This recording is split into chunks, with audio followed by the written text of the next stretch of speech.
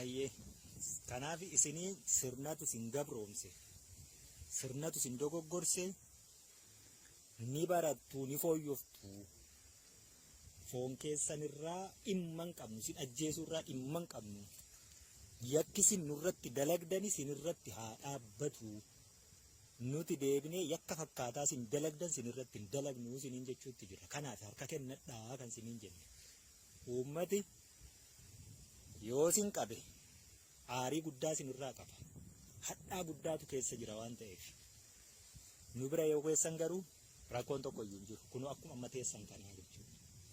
Hanga dandeessan dhukaastaniitti kaayyoo keessanii baga dhukaastani rakkoo hin qabu. Yeroo garuu ilaallatee haalli garatti deemu hubatee namni of hin oolchine sun wallaalli irraa dhumaa isa sanaa jechuudha. Of oolcha harka kennadhaa hin dhukaasiinaa warri dhuftan warri dhufuu dide garuu birmannaan dhufeefis hin jiru hin oolles gamnaa jechuun sirna hunda keenya iyyuu gabroomsee jiru sirna nu gabroomsee barnoota nu dhorkatee hojii nu dhorkatee immoo hojii waraanaa immoo nu banee waraanatti nu naqe sana siniin achitti sin naqe sana isa sana buqqisuutu waan kana fura malee isiniin asitti kumaatamaa nu ajjeesuun waan tokko iyyuu Oromoof bu'aan qabu sana sin jijjiiru. Kanaaf harka kennattan lolichi itti fufa obboloonni keessan kaanis jiru wareegamiinaa wareegamni keessa wareegama miti duuti keessan iyyuu du'a keessaa du'a sareetii awwaalcha dhabdan miti asitti reeffa meeqa argitan miti magaala keessatti uummati reeffallee awwaaluu dide humnaan awwaalaa jedhe maaliif reeffi achi keessa yoo ture rakkoo inni uumutu jira fayyaa irratti rakkoo inni uumutu jira sadarkaa sanatti mootummaallee immoo mootummaa kee hankooti jettee ati tiksitullee sin oolchine kana birmannaallee sin ergine kana duuti ati duutuuf hin jiru saba keef du'i qawwee sabatti garagalchitee dhukaasaa jirtu sana garagalchiiti sirna si cunqursetti garagalchiiti qawween suni qawwee sabaa haa ta'u siniin jechuutti jira. Kanaaf turtii nu waliin turtan simtu murteeffata ofitti jabeessuus laaffisuus harka keessan jira simtu harkaa qaba sana.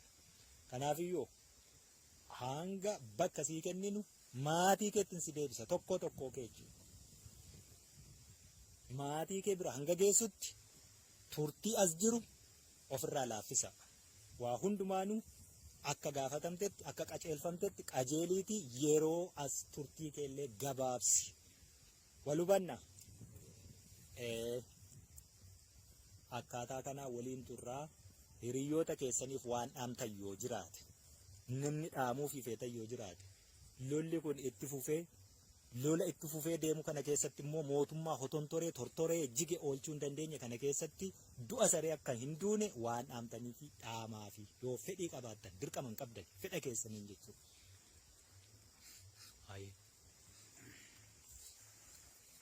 Fale galatuma.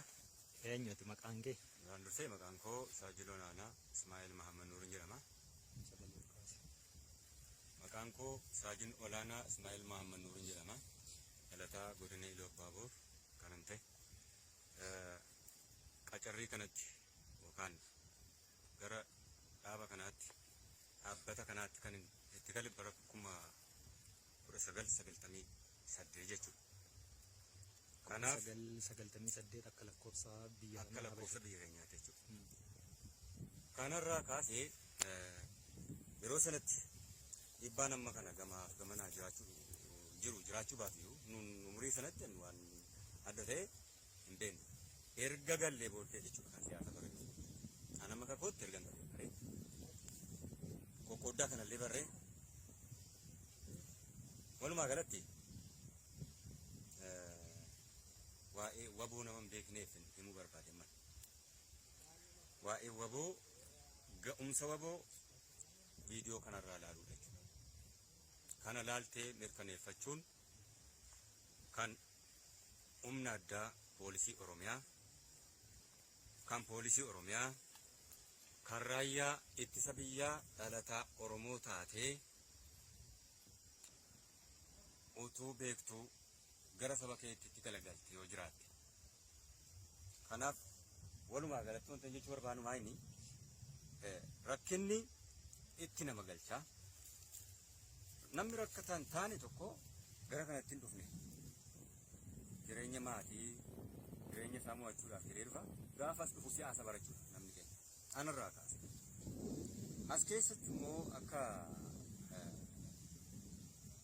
paartii ODP isa duraas ta'e PP ammaas dabalatee kan wayyaanee duraatis isa ammaa kan PP ammaa dabalatee nuti rakkina itti ooluuf dhufe malee gatii tokko namni isiniif qabu hin jiru. Warras jirtanis warri carraa viidiyoo kanaatiin nu hordofuu dandeessan jechuudha. Kanaaf walumaa galatti dhiiga keenyaan, lafee keenyaan, lubbuu keenyaan keessuma of jalatti eeggachuu irraa kanaaf argineerra jechuudha. Bakka ilmaan haadha hiyyeessaa itti coranii, itti funaananii, ittiin dararan godhameera jechuudha. Walumaa galatti. Kanaaf hubannoo qabaanne yeroo qabnutti hubannoo qabaanne arginu malee hin amannu isa jedheen turreera. Anamaan koo kana. Keessa keenyas wanti jiru hin jira jechuudha. Erga dhuftees hojjechuu baattee mana kana keessatti dararaan walumaa waliin godinaan wal filachuudhaan ejjennoo hojjetti qabdu irratti hinaafuudhaan wantoota adda addaatiin kan itti wal hacuucaa mana hacuucaa isa tokkoffaa yeroo humna addaa jedhamee amma dhufe kana wanti addaa kan nutti dhufe yeroo itti wal hacuucanii fi nama gandaaf ollaan wal funaanan jechuudha. Kanan bara. Akkasumas sadarkaadhaan amma qajeelcha koomishinii humna addaatti leenjisuudha baqa. Nama lakkaa'ee mana gadi yaase ga'umsi kunoo argina. Leenjisnees argina. Leenjifamnees argina. Kanaaf maatii hiyyeessaa walitti funaanuudhaan qaawwaa rakkoo fayyadamuudhaan teessuma of jalatti eeggachuun jala muree namni kamiyyuu dubbachuu danda'a. Namni kamiyyuu. Kanaaf rakkoon akka keenyatti nuun fudhannu erga kana hubanneeti maa dursinee waboon deeggarin kan sammuu nu gochuu. Ati maqaa keenya naan jette Ajaji Saajin Olaanaa Ismaa'il. Saajin rukutamtee qabamtee miti. Eeyyee. Mee madaanke.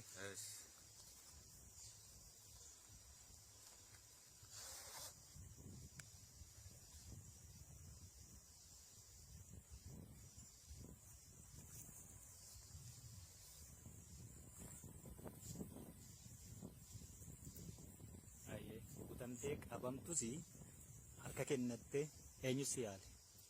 Waraana waboo hoogganaa yeroo sana jiru qajeelfama darbee fi deeggarsa walii godhame walumaa galatti miseensa irraa kaasee amma hooggansa olaanaatti galatan dubbatee fi tokko gochuudha. Kanaafi akkan rukutameen miseensi kun agatee deemena. Naa hidhuullee hin dandeenye.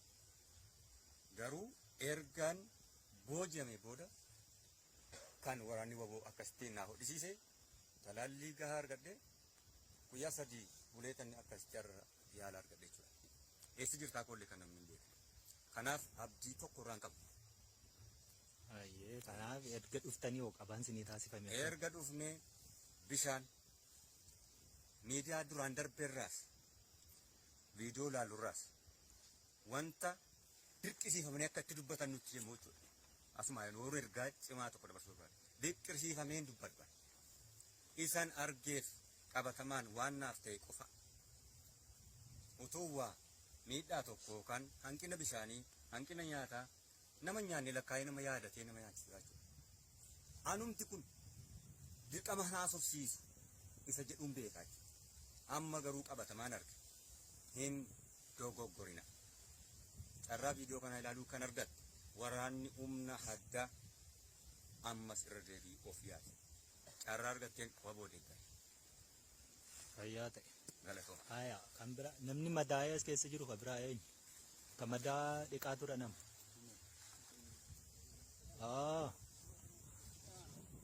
Ati eessa rukutamte abbo? Mataa si baqaqseen. Hodhamee? Mee? Ma jedhame? Keessan seenne miti? Oolteetta? Haaya. Maal jettati? Eenyu maqaan kee? Ministaatila Shannaafi. Marsaa kam leenjiteetti? Soddomii tokkoffaa. Ayyee. Eessatti leenjite? Bulaa. Hangam leenjite? Marsaa sadii galee. Marsaa jalqabaa ji'a fi naannoo torbee lamaati. Kan ji'a fi beera. Marsaa lama torbee tokko sinatti marsaa sadii seenu. Ayyee. Waraana bilisummaa Oromoo biratti dhuftee akkasittiin madaan keessi suphamee as jiraachuu yookaan immoo osoo hin qabamne ta'ee jechuu gidduu mee garaagarummaa jiru warra kaaniif ibsuu hin ta'e. Amma gaa duraanii waraana yooboo jedhanii akkasitti viidiyoo lallaasifnu wanta dirqiin isaan dubbisan itti fakkaata yookaan immoo waraanuma kana uffata jijjiiranii sibiilii dhaabanii waan hafe sun itti fakkaata. Garuu amma ifaa bilisatti hin arga. Waraanni yooboo garuu yoo nama qaban hin jedhanii nama qalaa sagal simura sagal sijjeesa jedhani. Garuu waan akkasii nagargara gaafa qabamnee fi jalqaba irraa qabamne hin kaane nyaachisanii baasanii dura ammoo isa rukutamte maal taatanii ni wallaani geessanii. Dhalataa eessaati? Dhalataa eessaati? Dhalataa shawaa kibbalitaa aanaa qarsaa maallimaa. Qarsaa maallimaatti deebitee galuu hin feetaa? Hin feetaa yoo si galchi? Yoo si na galchitan? Maatii keetti si deebisnaa jechuudha. Kanaaf maatiin kee viidiyoo kana laaluu maal ittiin jettu? Yoo isin ajajii malee hojii kana hojii mootummaa kana gonkumaa hin fedhu. Hojii mootummaa ammaa fixatte kana booddeessa. Namoota garuu galuu fedha garuu. Galuu hin feeta taanaan si galchina maatii keetiin nan dhufaa jechuudha. Haaya.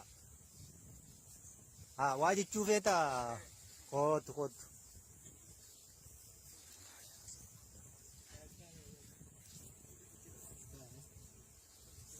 Hin qorreeta ammayyuu miilli ibboo.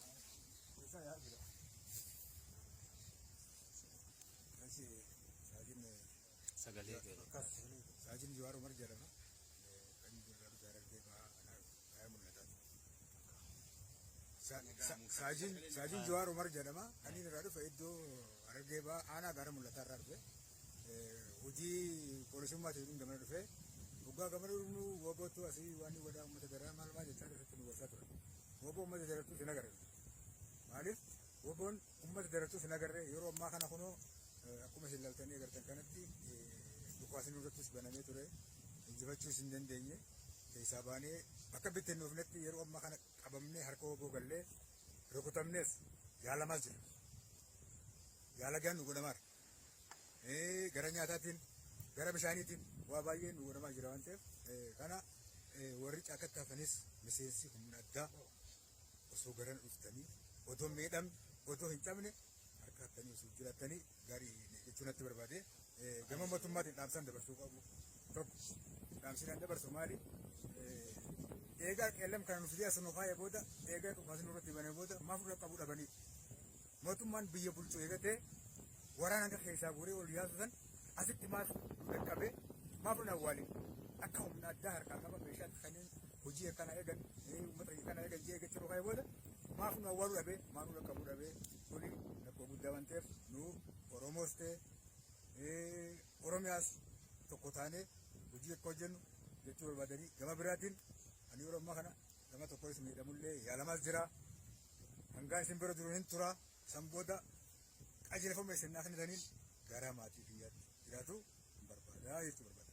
Ayyee mootummaan kun egaa humna keenya as jiraa jedhee dhukaasa sirriitti banametti gargaarsa nuu gochuu didee jettee mootummaa himatta ammallee haa ta'u warra kunoo akka kee seechi kaampii keessa jiru loletti adeemaa jiru kanaaf maal dhaamta? Ani kanaaf waan dhaamu tokko kan nurratti ta'e kun isaanitti kan ta'an dhukaasi takka iddootti hin dhufaane wayin harka kannachuu wayin gara galu. Ajajaa turte. Ajajaa dhumaati. Ajajaa tuttumaa. Gaantaa jechuudha. Gaantaadha. Kana waan jechuu barbaade. Humni kee as keessa jiru jira qabu jennu. Eenyu fa'a? Ayyee. Mee humni isa jala turte? Kan wal bittinnoofte. Hin bittinnoofte. Mee kaa'ime Maa sodaata. Haya. Kana. Kootu. Watu sadan nama. Taa'e asuma hanga okkoltuttuu yeroo fudhatta. Taa'e. Ati isa jala turte? Eenyu maqaan keeti? Gimbii. Atoo? Maqaan koo Darajii Haliin jedhama. Kan godina Shawaa Kaabaa. Aanaa jedhama Abuutirraa. Dhabuu abuuteerra. Ayyee. Gandaa isa jala turteeti. Gaansa isaa jala fudhachaa. Galmee mana nagalle jechaadha. Waan reefu waggaa tokko tarkaanfannaa. Innis haala dubbii sobaa kan guutamedha jechaadha manni. Waraanni mootummaa kun dubbii sobaatiin guutame. Wantoota namni tokko hin hojjenne waan namni tokko raawwatee agarsiisne raawwateera jedhee kan dubbii sobaatiin sammuu namaa dhoksee gadi qabudha jechaadha. Kan sodaachisee nama bulchuudha jechaadha. Innis immoo waraanni waboo kun akka waan biyya hin jirreetti akka waan saba biraa ta'etti kan odeessaa turan jechaadha. Odeeffannoo guyyaa nu kennan. Kanarraan amma immoo erga wal agarree wal arguun keenya har'a jechaadha. Kana dura wal agarree wal hin beeknu wajjinaaf illee wal hin beeknu kakooticha jechaadha wal hin beeknu jechaadha. Gama isaaniitiin namoota baay'ee wareegameera kan jedhan illee iddoo kanatti agarree jirra. Gabaasa sobaatiin odeessaa turan jechaadha. Iddoo kanatti namoonni isaan kan jechaa turan sun nyaata nuuf fidanii nu kabakabanii bishaan nuuf fidanii yaada nu bira dhaabbatanii nu jajjabeessanii aga biyyaatti isin gashina jedhanii warra nu bira dhaabbatanii jechaadha. Nama wareegameera isiin jedhan eenyu fa'aa argite obbo keessatti? Jaalmarroo kan jedhan isaan kunoo nu haasofsiisa jiran fuuldura keenya dhaabbatanii kana dura wareegameera jedhanii aga reeffa isaa boolla keessa baanne jedhanii haasa'aa turan. Qabatamaatti jaalmarroon qaamni isaa kan rukutamne rafaan tokko dhoofne ta'e harka rukutameera kan jedhamaa ture. Harki isaa fayyaa moo qaba miti? Harki isaa fayyaa gammadoo tokko hin qabne jechaadha kan argaa jirru. Kanaaf dhaamsa nan dhaamu jechaadha. Waraanni akka keenyas ta'e qeerroon jirus osoo miidhaan tokko irra hin gahin osoo miidhamuu hin barbaadin amma jalqaba irraa hubannoo nurraa fudhatee jechaadha. Akkatti nuti mootummaadhaaf osoo dhaabbannee jirru silaa mootummaan tokko eega si jaalate eega si dhaabbate qaamni kun Oromoo isaa ta'u Oromoo ta'uu isaa didu gaafa Oromoo miti eega diina dheesii qabate hunda dabalataa si dhiyeesse silaa qaama kan sirraa akka deebisuu qabu dhimma keetti sirraa hin qabu. Haasaan garuu achirra taa'ee waa hedduu dabarsa jechaadha.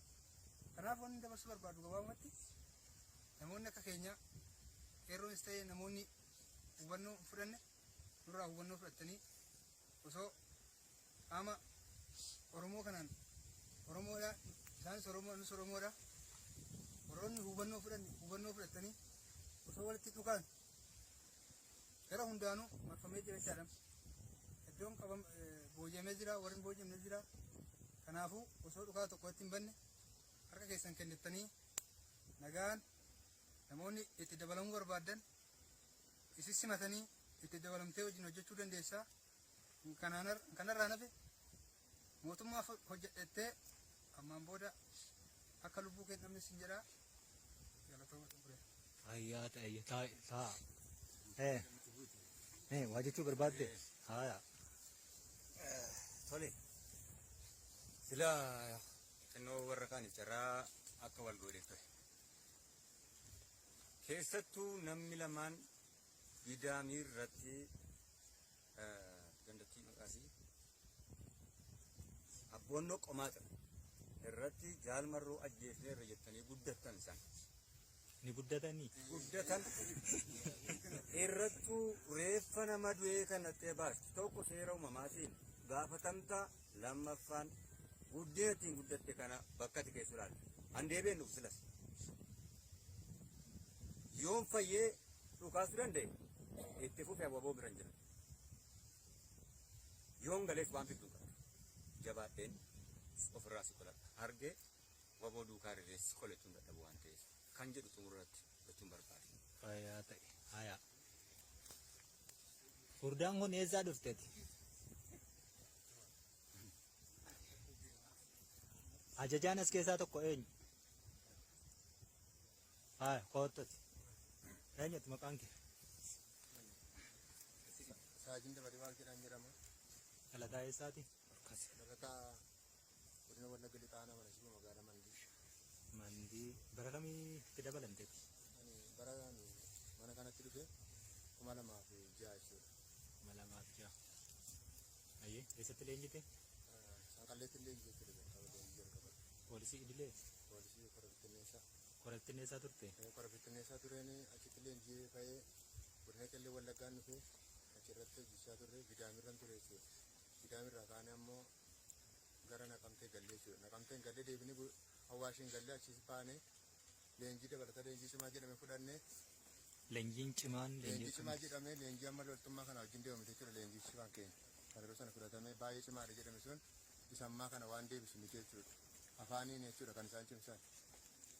Akkuma amma afaanii cimsan kanatti asumatti illee olola adda addaati isaanii kana kuufanii jechuudha kan gara waraanaatti nama erganii. Wanta ol madaalallee akkasii amma jettan madaalanii ergan jechuudha. Haala lafaa haala maalillee madaalanii ergan. Dhaqee lafa akkasii jira atireeshina qabda atireeshina qabu. Inni uummata isaa mi'aata jedhu kanarra garuu nagarre kan kanaafu deemi jedhama istiraatiijii lafaan ilaalamu maaliin ilaalamu yoo akka amma dubbiin akka kana cimtellee namni amma guyyaa sadii nama fakkeenyaaf isa gaafa sanbataa ganama baane qursii nyaachuuf baane dhufanii kaambii weeraruutti ka'an kaambii addaan rukutanii achuma turre jechuudha bosona keessa guyyaa sadan kanaa jechuudha utuu waan tokko nyaatiin dhufeen asii